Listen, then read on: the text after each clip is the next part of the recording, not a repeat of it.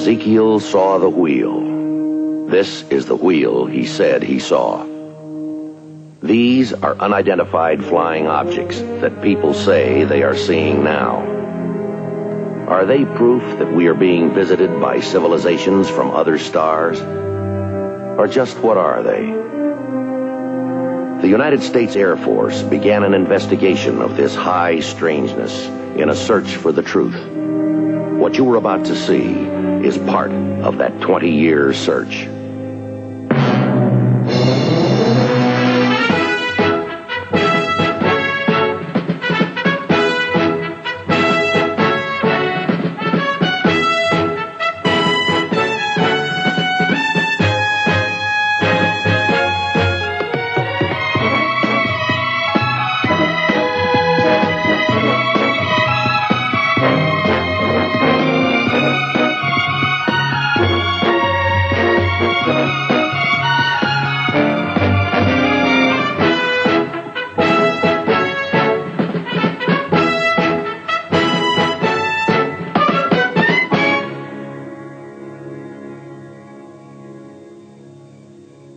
Eastern Kentucky, 0416 hours, 14 July.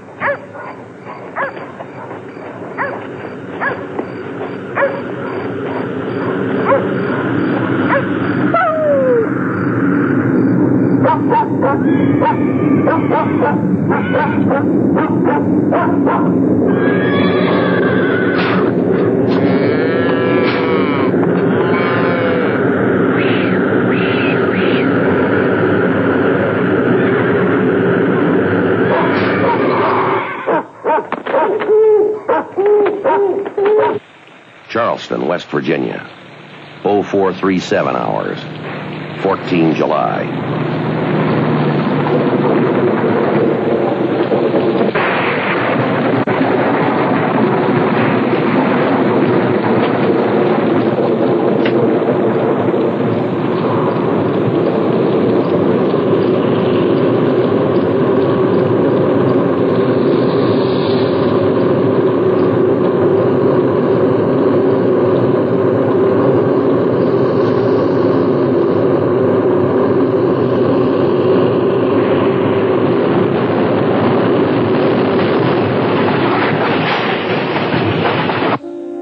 Central Virginia, 0502 hours, 14 July.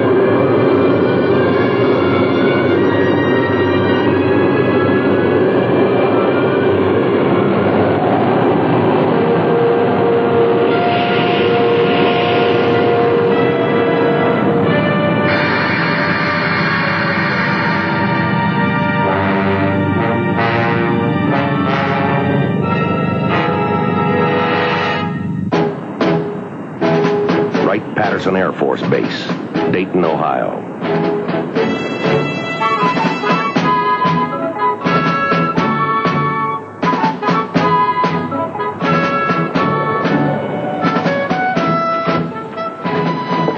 Good morning, Sergeant. Major?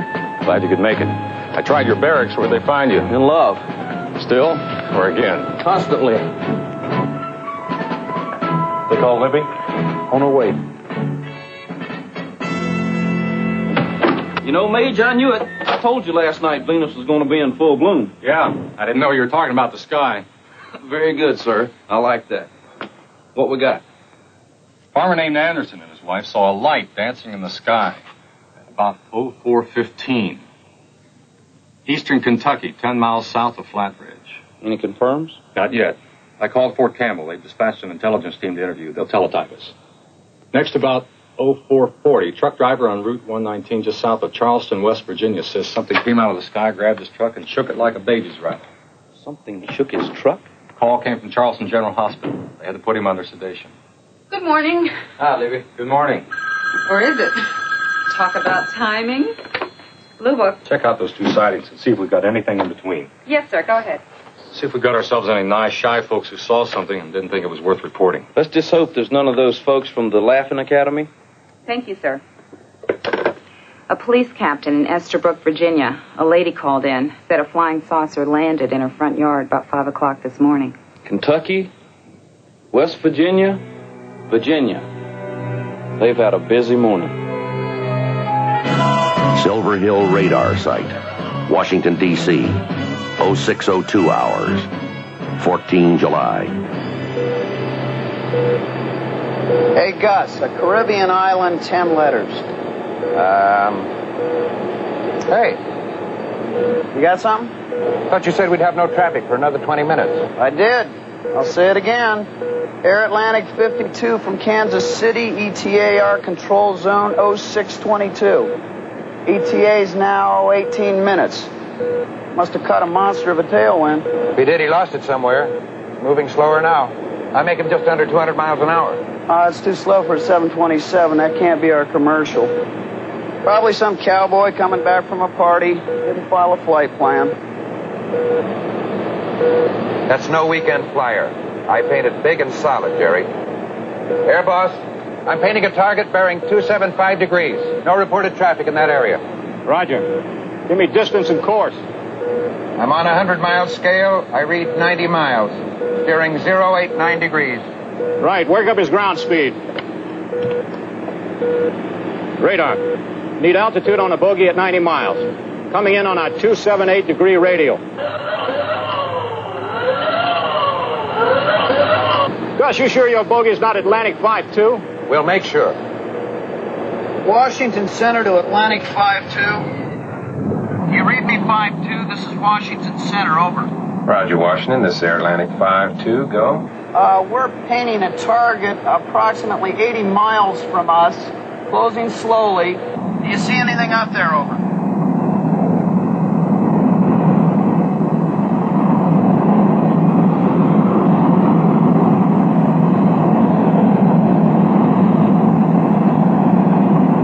Negative, Washington. We see nothing. We show 145 miles from you on flight plan and schedule, over. Roger. Can you give me your altitude and airspeed, over? 5-2 here, flight level 330, speed 295 knots. Inbound, Nottingham fixed, 278 radio. Atlantic 5-2. Squawk 2438, over. Roger. Squawking 2438. Atlantic 5-2 is still way out of range. We still got our unknown. Radar, still waiting for a readout on our bogey. Roger, thanks. Our unknown is at 6,000 feet. Just ask Atlantic 52 to take another look-see. A real careful look. This is Washington Center to Atlantic 5-2. We confirm your flight level 330. Start your descent to flight level 200. Report out of 330, over. Roger, Washington. Atlantic 5-2. Coming out of flight level 330 right now. Kind of early, aren't we, good buddy? Over. Fly now 270, radial Nottingham. We want you south of present course. We'll turn you shortly and have you over the Oxon fix. When you approach the runway 36. When you level at 200, look for visual at 10 o'clock low. Over. Roger, Washington. What exactly are we looking for? You tell us. We still paint that same unknown at 6,000. Bearing 279 degrees. Eyeball carefully. No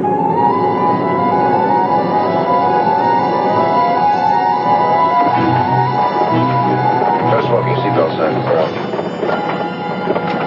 Roger, Washington. At flight level 200 right now and experiencing some turbulence. Wish you'd tell us about that, good buddy. Over. 5-2, we have no report of any turbulence. Over.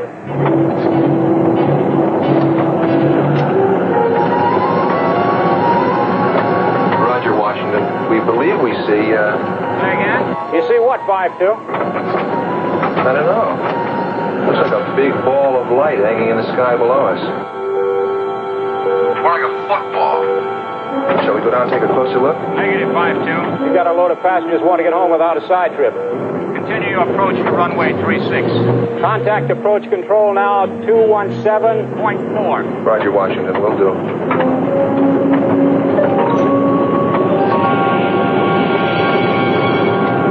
Morning, Charlie. Morning. How'd you like to start your day with a real keen problem? Yours or mine? Mine now, yours maybe. We have an unidentified slow mover at 6,000. Confirmed by a visual sighting from a commercial airliner. What'd you see? A blob of light, but it's moving into our control zone. Just one? Boss, you better come over and take a look at this. So what's the matter? This thing just took off straight up at about 1,000 miles per hour. Is it still climbing? No, sir. The radar height finder indicates the target's hanging at 20,000. Hanging. Yes, sir. Now, I paint ground speed at just under 100 knots an hour. There's no plane, nothing that can operate at 20,000 feet at under 100 an hour. That's close to hovering. You're so right. Now stay on it. Build and maintain a 20-mile buffer zone around that UFO. No more observations from commercial aircraft or anybody else except military interceptors. Defense Operations Center, Fort Lee. Go ahead, Washington. We paint a UFO entering our control region. No flight plan, no radio response. Roger. Course and altitude. The flight level 200-278 radio. Maneuvering erratically. Estimate it could be over any DC target in 20 seconds. Roger. Tell Andrews to intercept and identify.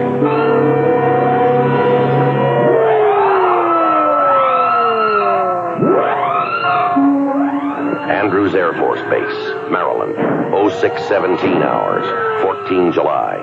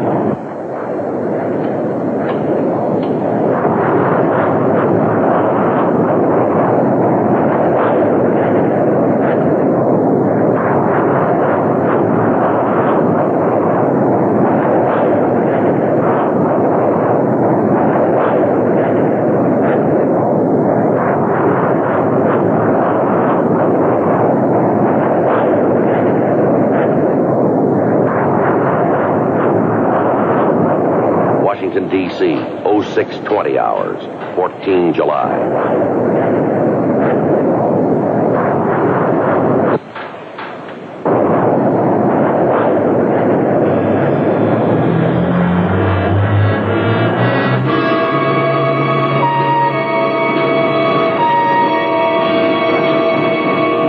Silver Hill, Delta Red Leader. Hydraulic failure, aborting, returning to base. Roger, Red Leader. Delta Red 2, continue Now intercept. Delta Red 2, A firm.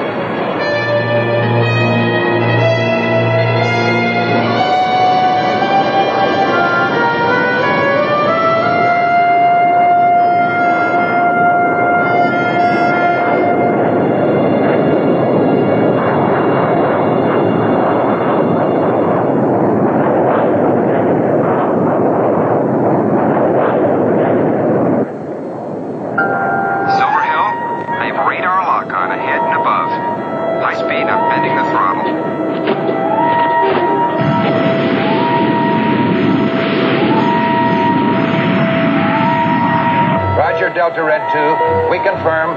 We show you 10 miles from target. Roger. 10 miles, holding lock on.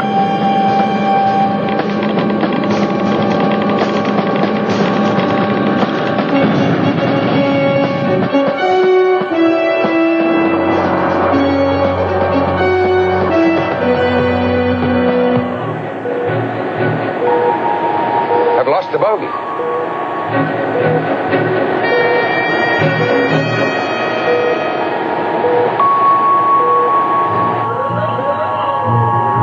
Delta Red 2, we show loss of target. Confirm? Negative. I still have a lock on.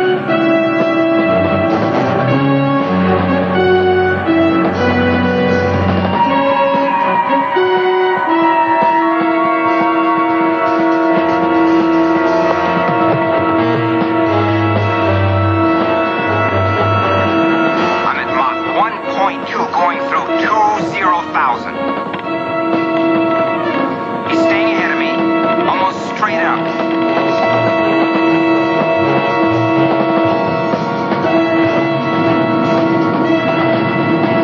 What the hell's he flying?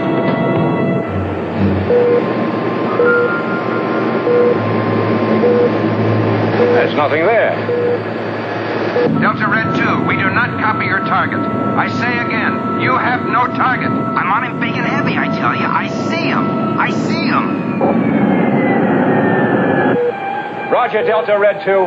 What do you see? I see him. We repeat. Delta Red 2. What do you see? Over.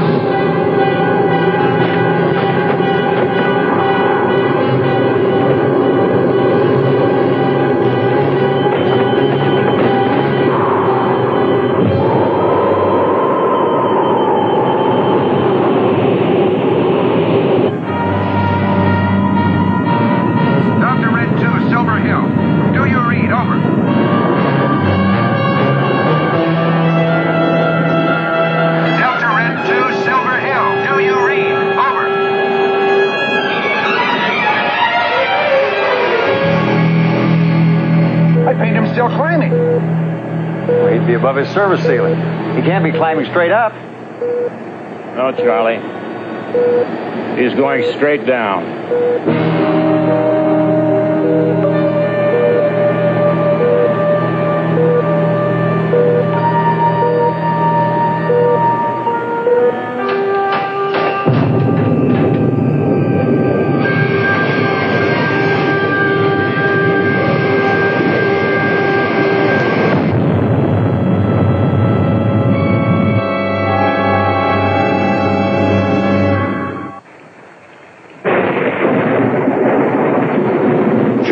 West Virginia, 0750 hours, 14 July.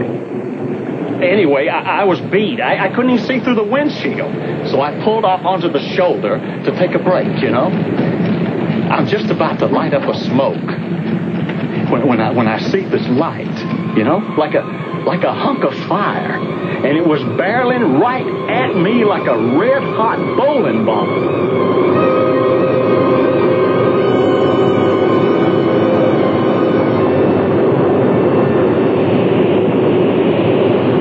The next thing I know, I wake up here. Major Gatlin, your secretary's calling, long distance. Excuse me, I'll be right back. This is kind of crazy, huh, Sarge? I mean, the doctors will tell you. Now, I was not drinking. I mean, no pills, no nothing. Mr. Burke, is there a possibility that your truck was hit by lightning? Lightning? Come on, I've seen lightning hit trees, houses maybe 100 times. I mean, it's zap and done. No, sir, this thing came right at me like it had a mind of its own. Harry, we'll see you, yeah? It came right at me, Sarge. Yes, sir. Thank you. It knew what it was doing. Silver Hill radar picked up a UFO this morning. Oh, I'm getting that feeling. It's starting to grow big. Libby called the Carlisle woman in Virginia who said she saw the saucer land and postponed our interview. We've been ordered to Washington. Right now? Andrews sent up 2 interceptors. One of them reported he'd seen an unknown up close. Next, he went down at Mach 1.5. 1,100 miles an hour. He must have made a real tall hole. Andrews Air Force Base, 0915 hours, 14 July.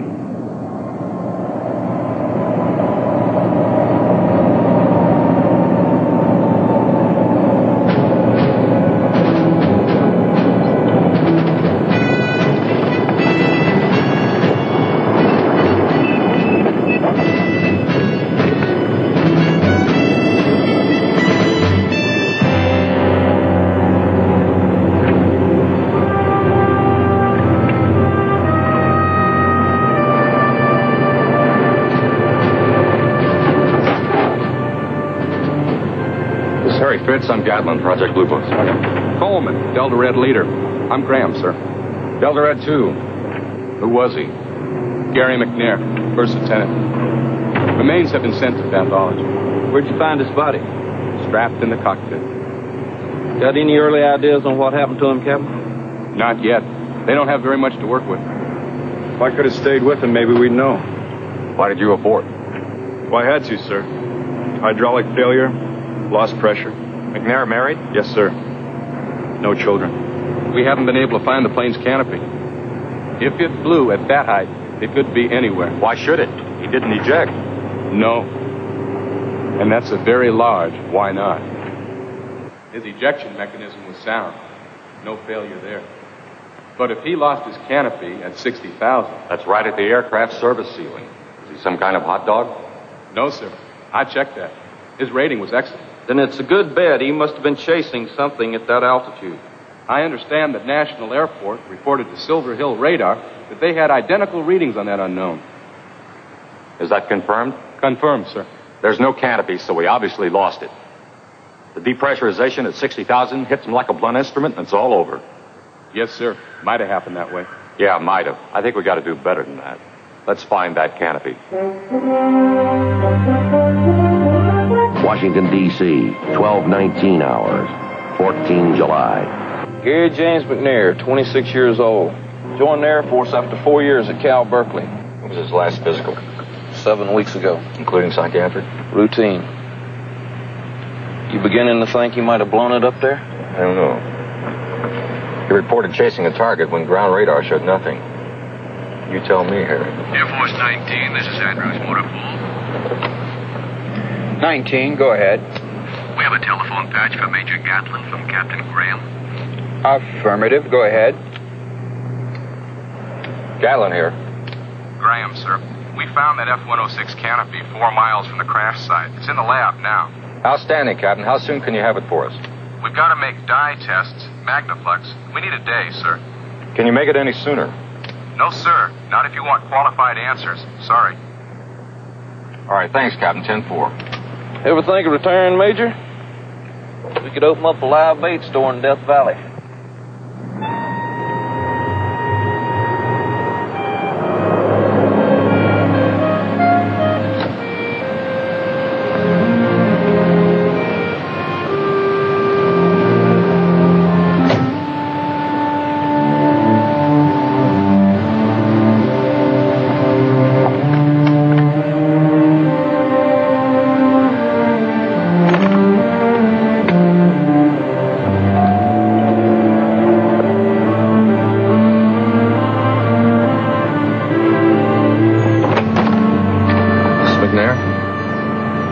Fritz.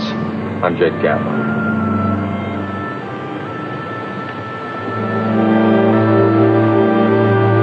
I'd like to extend your deepest sympathies. Yeah. The chaplain and the base commander were here this morning. I know it's very difficult for you, but we have to ask you some questions. If you could just tell us how your husband felt yesterday.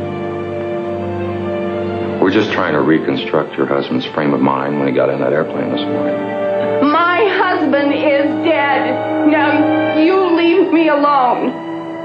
Miss McNair, we're just trying to determine if... Something happened up there, didn't it? You're hiding something from me. You'd better tell me what you're hiding from me. You tell me. You tell me what killed my husband.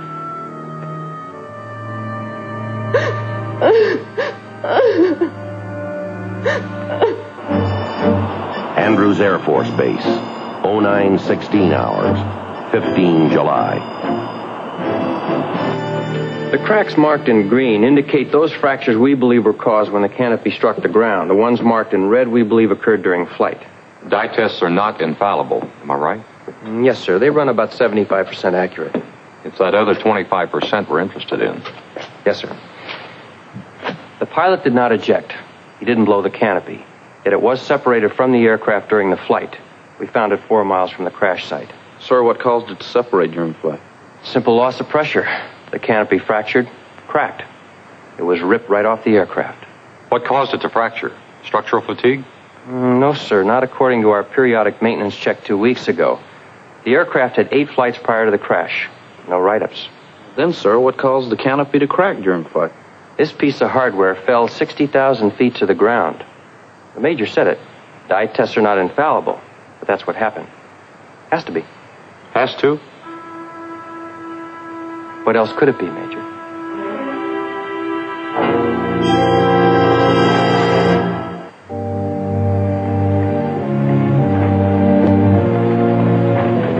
North Central Virginia, 10:05 hours, 15 July. And then it settled down. Right here. It was the same flying saucer I read about in the newspapers, the one over our nation's capital. You know, your pilot must have been unfriendly. He had to be. Else they never would have shot him down. No one is saying the pilot was shot down, Mrs. Carlisle.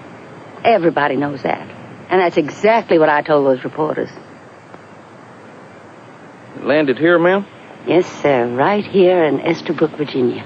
No, ma'am. I mean, did it land in this particular spot? Not really. It never really seemed to touch the ground. Mrs. Carlisle, would you please tell us exactly what you saw? Yes, I'm happy to. I was asleep and then I was awake. And there was no sound. No sound at all. And I was drawn to the window. Now, don't ask me why. And then I saw...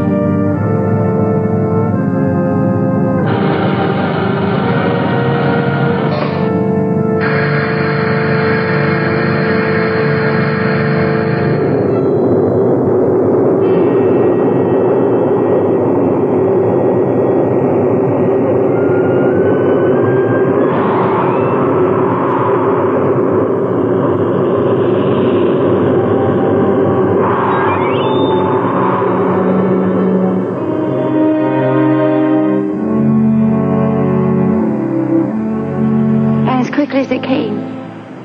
It was gone. Why did you say, "No, I am not afraid, thank you"? Oh, because he spoke to me.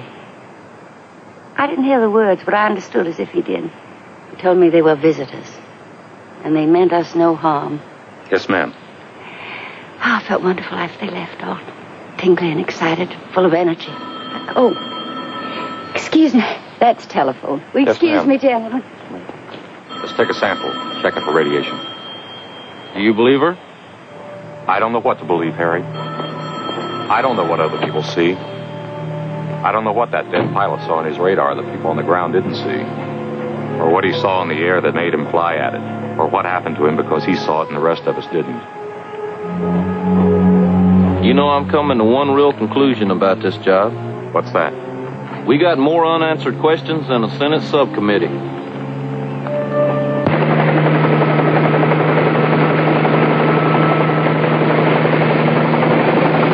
Harry, check on those construction workers and have a talk with them. Check on Andrews Metro. Pull together a weather profile from Kentucky through the crash site, including any activity over Charleston, West Virginia. You got it, but where's that going to take us? Maybe someplace we haven't been.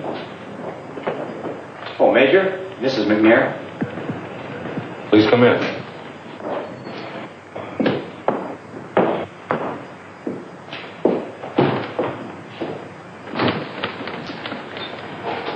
Have a seat. Major, they've sealed the casket. We're just trying to make it easy for you. Then make it easy. Let me see my husband's body. This is McNair. Your husband's aircraft hit the ground over 1,000 miles an hour. I don't think you want to see him. Not according to the autopsy report. A newspaper man came to see me after you left. He's been following these UFO things for years. He says that my husband could have been snatched right out of that plane before it ever crashed.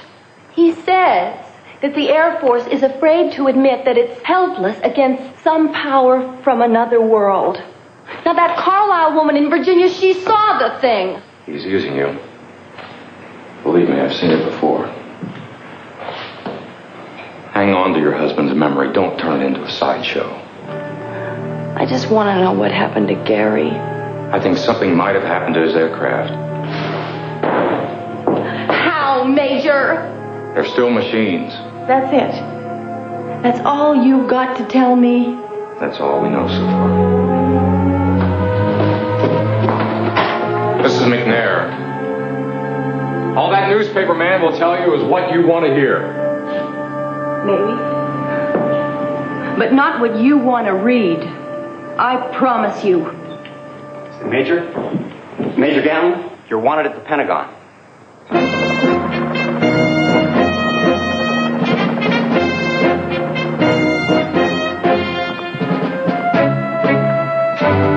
One moment, Major Gatlin.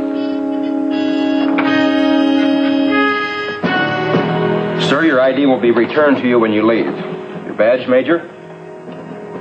Brigadier General Colburn will escort you from here, sir. Good day, sir. Follow me, Major.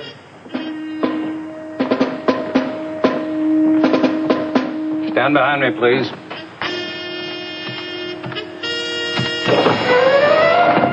Sir? Major Gatlin, Project Blue Book. All right now, Major. Please be good enough to tell us what in hell is going on. No definite explanation, sir. Not yet. Your opinion, Major. Was there something up there? I don't know, sir. I know there was one object sighted. There were no prior sightings here in the Washington area. One UFO could mean a reconnaissance mission. The next question would be, reconnaissance of what? When this was first reported, we upgraded some of our air defense units to a high state of readiness. I ask you now, Major Gatlin, in your view, does this UFO sighting pose a threat to our national security? Until we investigate further, I cannot say that it does not. Are there any other opinions before I advise? Gentlemen, when we first initiated this Blue Book program, we did so to avoid technological surprise and to properly evaluate our threat analysis. Major? Yes, sir. Until you and your people have had further opportunity to investigate these UFO sightings here over Washington, I'm going to put us on a standby to upgrade our defense posture. Agreed? Yes, sir. This is John W. In view of the current unknown sightings, and in the event that they persist, I would like to advise that effective now, we will remain on standby condition to bring all air defense interceptor units east of the Mississippi to a higher state of readiness. We will stand ready to upgrade to DEFCON 3. That is correct. Gentlemen, stand by to move to a 15-minute alert.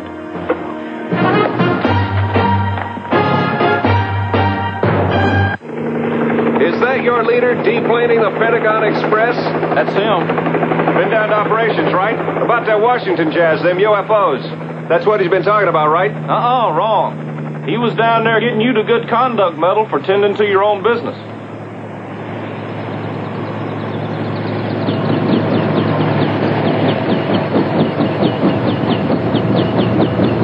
That thing's going to operation. Got everything east of the Mississippi on the verge of a 15-minute alert. Tell me about those construction workers. Well, the first thing they saw were the two F-106s, Delta Red Leader and McNair, flying formation. One aircraft, Delta Red Leader, peeled off, leaving McNair. He began a series of acrobatics.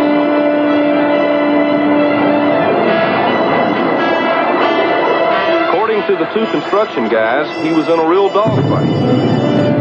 Only one thing missing, the enemy. McNair was all by himself up there. Then suddenly he went into a steep climb, straight up. A few seconds later, they saw McNair again, heading straight down.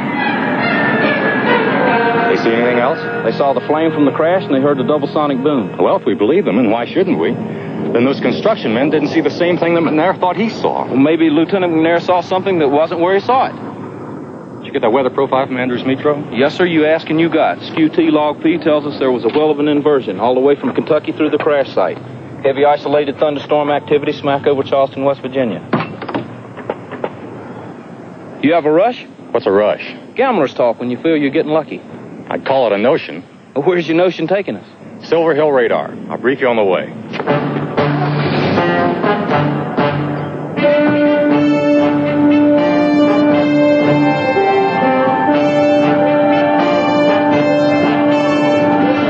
Can your computers figure out the exact elevation angles from the UFO on your radar scopes to the ground receiver here? Why? Because maybe the signal bounced. Say again? Bounced or reflected. There was a heavy temperature inversion from 6 to 20,000 feet all the way from Kentucky through the crash site, including isolated thunderstorms over the Charleston, West Virginia area. Now, we get our copy of SKU-T, log P. Just what are you saying? We're saying that maybe, just maybe, your signal bounced off that inversion, hit something on the ground, and came back to you the same way. No sale. Is it possible? Let me ask you. That pilot locked onto something up there, and he died trying to prove it. We had a visual sighting from a commercial aircraft. Andrews radar, national airports, and ours. We all painted the same bogey. Are you saying we're all wrong? We're asking you to tell us. Well, it'll take time to work out those elevations. If it's even possible. Look, sir, the Air Force is sitting on the edge of a third stage alert. Now, if there was or is anything up there, we damn well have to know, and now. We'll go after it, Major. What, it's a 1 in a million shot. That's all we need, just that one.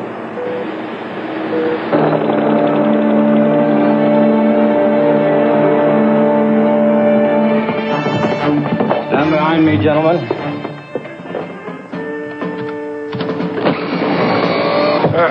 Major Gatlin, Sergeant Harry Fitz, Project Blue Book. Major, we've reviewed your findings concerning the various reported sightings and the McNair incident. Anything further to add? No, sir. All right. Scrub the standby condition, return all units to normal posture, defense condition 5. Yes. All right, gentlemen. Take it to the people.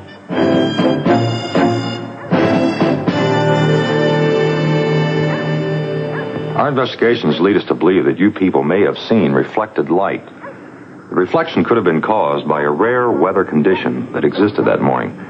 Experts call it a temperature inversion. The actual source of that light could have been many miles from your farm here. How is that? Have you ever shined your flashlight into a mirror and seen it reflect on an opposite wall?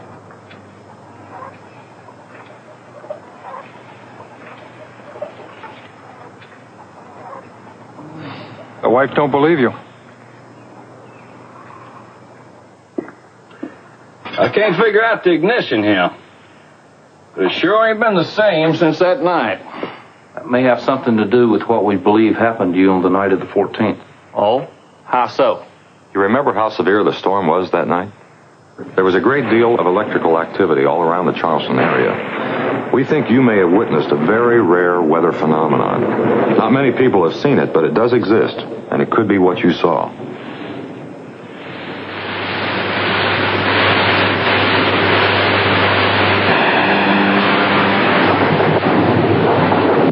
Whatever it was, it knew what it was up to. We examined your truck while you were in the hospital. We found burn marks on the hood. Yeah, I noticed them. You could have been struck by ball lightning. Never heard of it. It's extremely rare, but it's been known to occur in heavy electrical storms.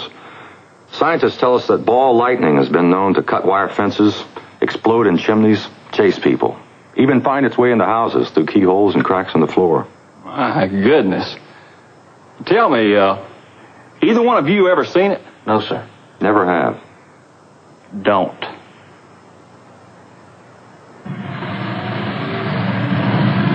There's no way we can tell you that you did not see what you tell us you saw. However, we found no physical evidence to confirm your sighting. Well, I don't need any proof. I saw what I saw. Yes, ma'am. But we found no evidence of radiation here. Now, what's that supposed to mean? The machine you say you saw would have to be powered by some means. The most likely possibility would be a system that would leave behind traces of radioactivity, to the best of our knowledge. Uh-huh. To the best of our knowledge. Why? We didn't use it to get to the moon. No, ma'am. But we did leave evidence of our visit behind. Because we didn't have the means to bring back all those expensive gadgets. Now, did we? Since we didn't use atomic energy, why should we believe that they do? Isn't it possible they could be ahead of us? The great distances that would have to be traveled to reach our planet would require a propulsion system far more sophisticated than we now know. We can only assume that it could be some form of atomic power. There you go again, Major. Assuming. Without positive physical evidence, we have no choice. Well, neither do I. And I have all the positive physical evidence I need. It landed right there. I saw it. And it left without leaving a trace of anything behind. Now, let's have some more lemonade.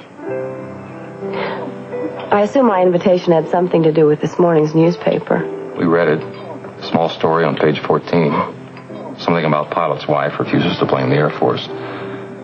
I think they mention your name. Are you all right now? The funeral was yesterday. No, I can handle it. You know what I cry about now? That we didn't have a baby. At least one. It's going to hurt for a long time. Do you know anything more about what happened to Gary? A little. A couple of airline pilots may have seen what your husband saw, but we can't be sure. We believe we're dealing with a temperature inversion that created a series of reflections that were transmitted from a far distant point. I don't understand. We think Lieutenant McNair saw something, but he wasn't sure what he saw, even though the radar scopes indicated something up there, at least for a period of time. Those radar scopes and the airliner saw something, but we're not certain what they saw. That temperature inversion could have caused a reflected light from a distant ground source.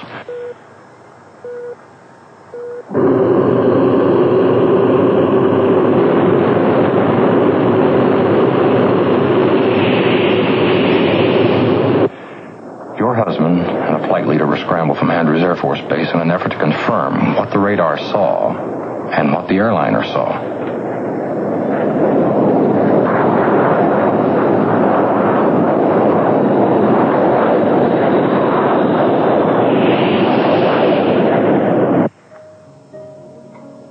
Gary saw it, but he didn't know what he was seeing. Is that what you're saying? If the Major or I had been up there, it's entirely possible that we would have seen the same thing, and we wouldn't have known. There's a great deal about weather phenomena that we don't know, but we're learning. The radar. I still don't understand how it could be wrong. Radar's not infallible. There are known cases where it's been fooled before. However, our computers do tell us that that radar signal would present what would appear to be a moving solid target due to that abnormal weather condition. If the signal was misdirected due to the temperature inversion. If, Major? If. That's as close as we can come. How many UFO sightings have you investigated? We've lost count. The project has looked into over 12,000. And I suppose a fair number of them are unexplained.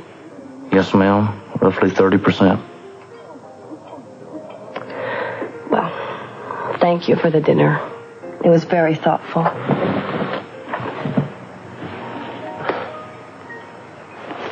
My husband, Major. Are you satisfied? No, I'm not. Thank you.